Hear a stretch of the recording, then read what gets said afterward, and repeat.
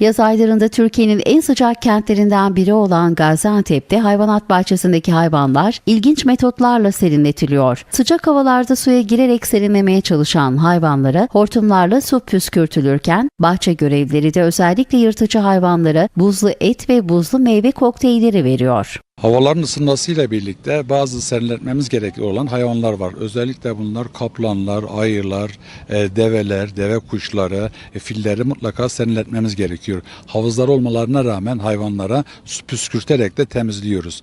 Bunun yanında ayılara, aslanlara, kaplanlara serinlemeleri için buz kokteylleri vermekteyiz. Ayılara özellikle meyve kokteylleri, kaplanlara ve aslanlara ise et kokteylleri veriyoruz.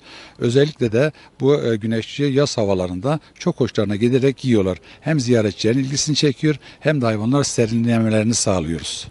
Gaziantep Hayvanat Bahçesi olarak 2017 yılında yaklaşık olarak 3,5 milyon kişi ziyaret etmiş bulunmakta.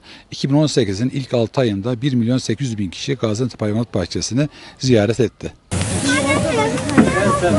Daha sonra çeksin.